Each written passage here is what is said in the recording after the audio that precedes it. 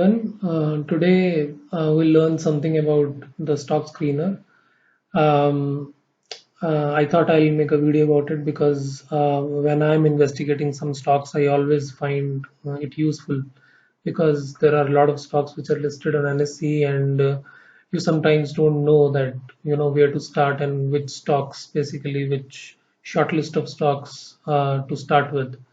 So this is what the idea behind making this video is. We'll Okay. So we'll quickly go into the definition and the elements of the stock screener which we are talking about, so that we're on the same page. So Stock Screener is basically a tool which helps going through or scanning hundreds of stocks and using one or two very basic and but still very important criteria, and to shortlist let's say 7, 8, 9, or 10 stocks, and then so that a person can then investigate those stocks into a lot of detail, right? So that's really the purpose of this video today. So coming to the elements, right? So what is the basic element which the whole of stock market uses to see whether the stock is correctly valued, undervalued, or overvalued? So with I think it all starts from EPS, which is earning per share, right? And earning per share is one parameter which in itself will tell you a lot about the performance, financial performance of the company, right? So no wonder EPS and in conjunction with the PE multiple um, are used as a first step to see whether the stock is overvalued, undervalued, or how the stock generally is, right? So the idea is this, that we'll take out, let's say, whatever 100 to 200 stocks. We can take it from the Nifty 200, Nifty 250 stocks, and then we can run our EPS and PE multiple check and see, can get the EPS and PE multiple in one go using Google Sheets, and then how we can transform that data to be used in the Excel file. So this is how we'll do it, and this is how what we will see in the demo. So let's get started. So Google Sheet has opened. So first step we have to do is we have to paste the list of stocks that we want to screen. So I have taken a list of 800 plus stocks or so. I have it in my Excel sheet.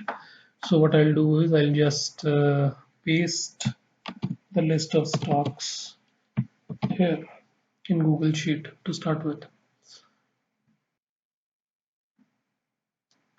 All right.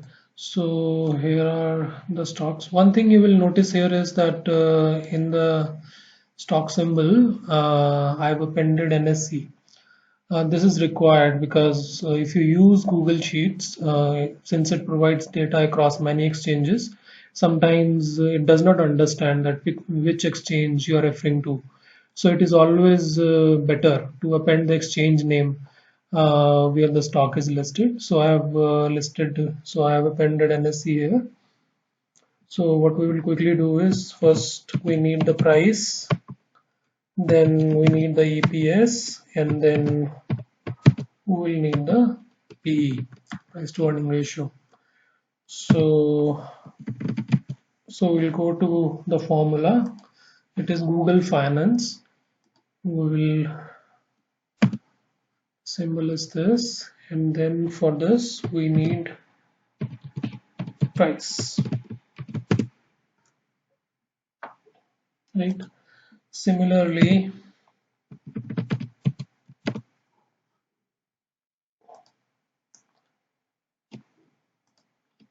we need EPS,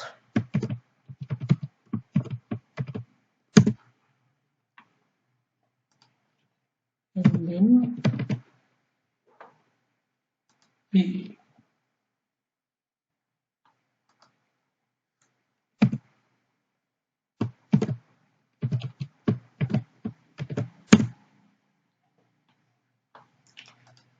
So we'll just drag it so that we get all the data from all the stocks. All right, you'll see here NA. So P is NA in case of where EPS is negative, which is what we want because we don't want to consider stocks where the recent EPS is negative, right? So this will anyways help us. So the next step is we want this data in the Excel sheet, right? So that we can analyze the data further, filter it with our criteria, so on and so forth, right? So option. So we'll go to the file and we'll publish to the web, and we'll see here we'll publish this sheet and we'll do it in a CSV format, right? So it will say you want to publish, yes.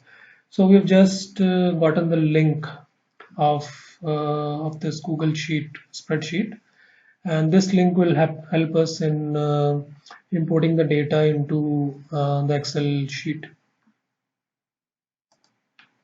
We just need to copy the link here.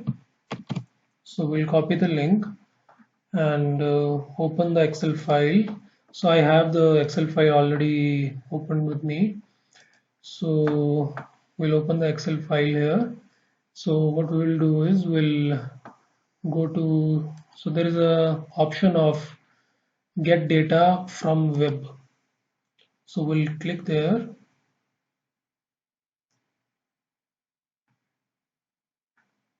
We'll paste the same link here.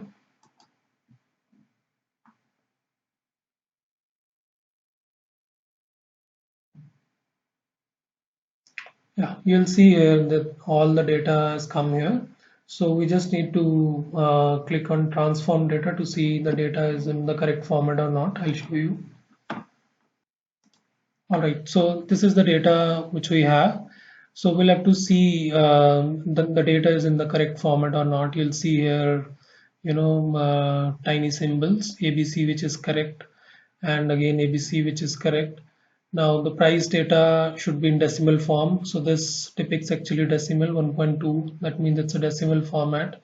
So this is correct. EPS should be in decimal format. This is also correct. So PE ideally should also be in the decimal format. It has taken ABC probably because of this NA figure. So we just have to change it into the decimal format. Yes. So see, it has changed this data as well into the decimal format. So once we do this, it will be easier for us to manipulate the data once it is in the Excel. So we just need to close and load here. So the data will be in the Excel file.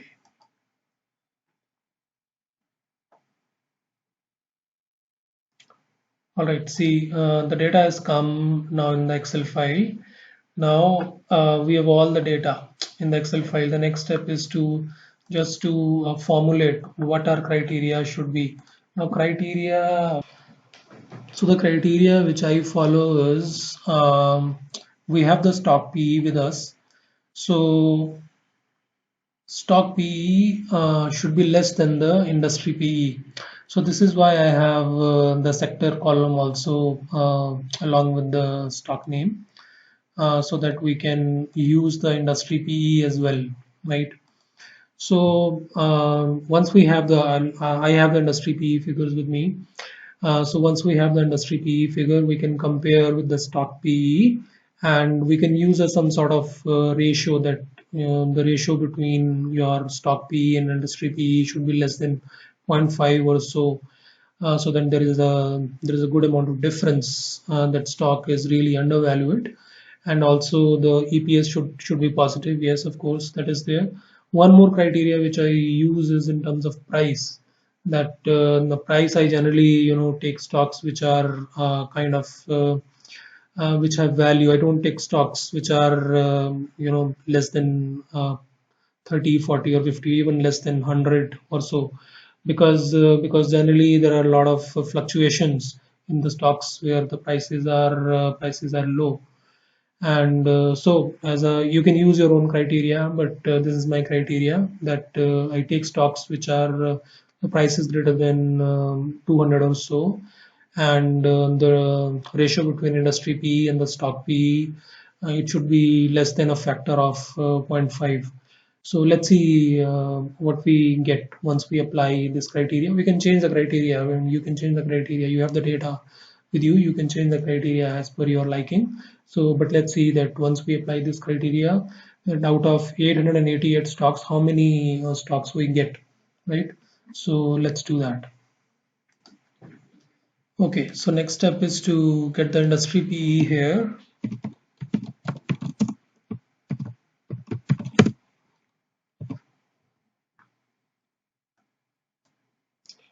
So I've got the industry PE with me. So what I'll do is I'll just do a VLOOKUP here.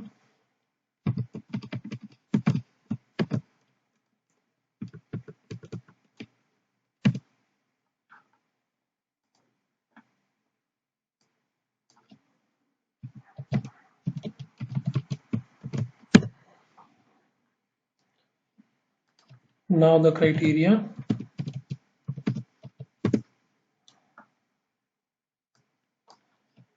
So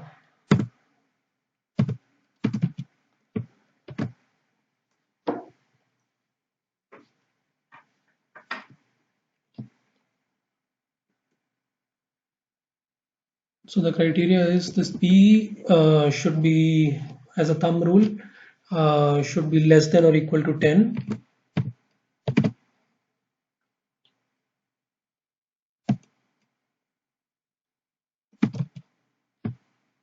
If this is less than or equal to 10, then we'll see the ratio of this PE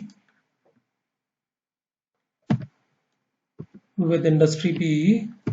What I do is it should be at least less than or equal to 0.5. This is what I use generally.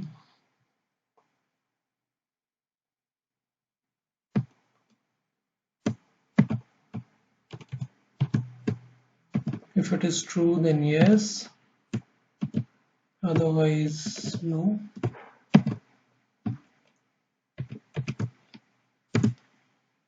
So here we go. So all right. So we earlier saw that in some of the cases we have negative EPS, right? So we have to remove that. So what we will do is we'll filter this out. EPS should be greater than 0.